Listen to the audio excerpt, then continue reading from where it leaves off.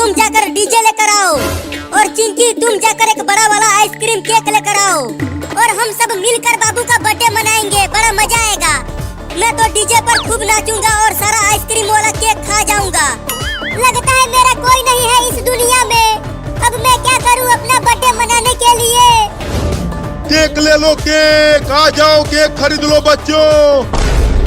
ये देखो बहुत सारा केक लेकर आ गया हूँ।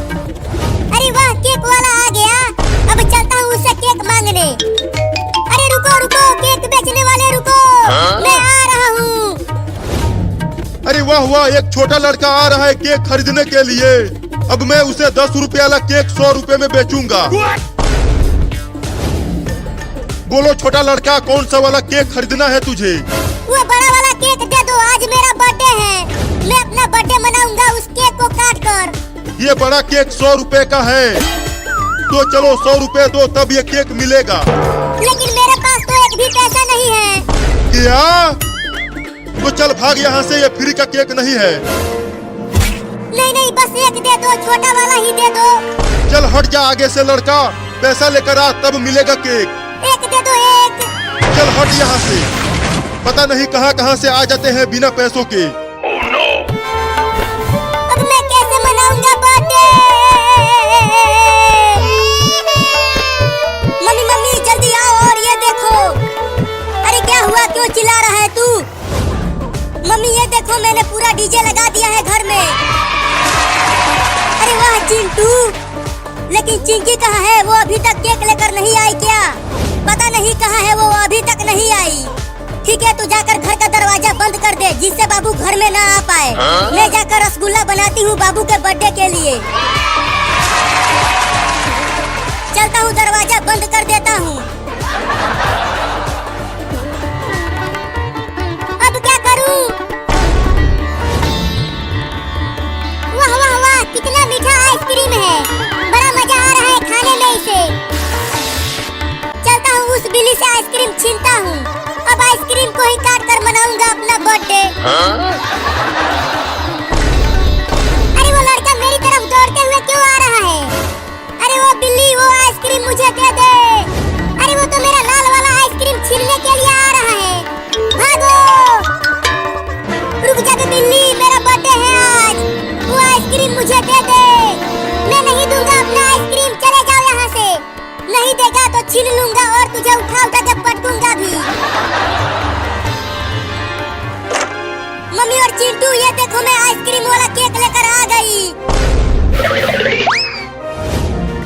अरे वाह चिंकी, इतना बड़ा केक, इसे तो देखकर मेरे मुंह में पानी आने लगा। चलो इस केक को रख दो फ्रिज में और जाकर बाबू को बुला कर लाओ, हम उसे सरप्राइज देंगे। चल चिंकी, बाबू को ढूंढ कर लाते हैं। रुक जा बे बिल्ली, वो आइसक्रीम मुझे दे दे। अरे ये कमीना लड़का तो मेरा पीछा छोड़ ही नहीं रहा। अभी इसे बताता हूँ। अब आजा मेरे पास, खूब काटूंगा तुझे कमीना लड़का। दे दे दे दे, वो आइसक्रीम मुझे दे दे। रुक, तुझे अभी आइसक्रीम देता हूँ। अरे मम्मी बचाओ बचाओ, मम्मी बचाओ बचाओ, बिल्ली मुझे काट रही है। काट लिया।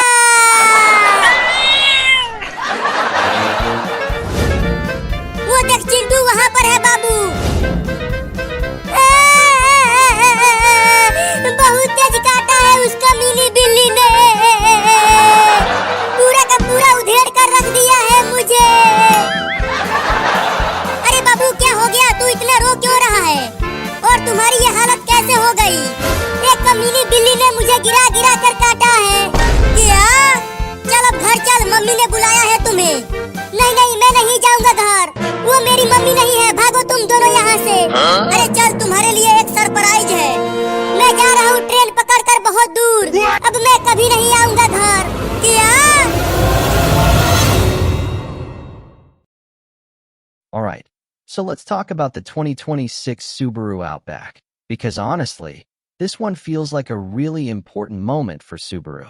If you followed the Outback over the years, you know it's always lived in that sweet spot between a rugged SUV and a comfortable family wagon. And for 2026, Subaru isn't reinventing the Outback from scratch, but they're refining it in ways that actually matter.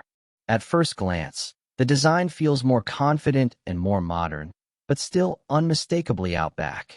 Subaru hasn't gone wild or flashy here, and that's probably a good thing. The body looks a bit more upright, with cleaner lines and a stronger stance. The front end appears wider and more planted, with slimmer headlights and a bolder grille that gives it more presence without trying too hard. It still looks like something you'd take into the mountains, not just park at a mall. Around the sides, the Outback keeps that long, wagon-like silhouette that fans love, but it looks slightly tougher now. The wheel arches are more pronounced, the ground clearance still screams adventure, and the roof rails look sturdier and more integrated. It's the kind of design that says, yeah, I can handle dirt roads, snow, and rain, without needing fake vents or aggressive styling tricks. At the back, things are cleaner and more streamlined, with modern taillights and a simpler tailgate design that feels more premium than before. Now, one of the biggest talking points for the 2026 Outback is what's going on under the hood. Subaru is clearly leaning into efficiency this time, and that means hybrid power is finally taking center stage. Depending on the market, we're likely seeing an improved hybrid setup that balances fuel savings with that familiar Subaru reliability. It's not about turning the Outback into a sports car. It's about making it smoother, quieter, and easier on fuel for daily driving. What's nice is that Subaru doesn't seem to be sacrificing capability for efficiency. You still get all-wheel drive, because of course you do, it's Subaru. Power delivery feels more refined, especially at lower speeds, which is perfect for city driving and long road trips.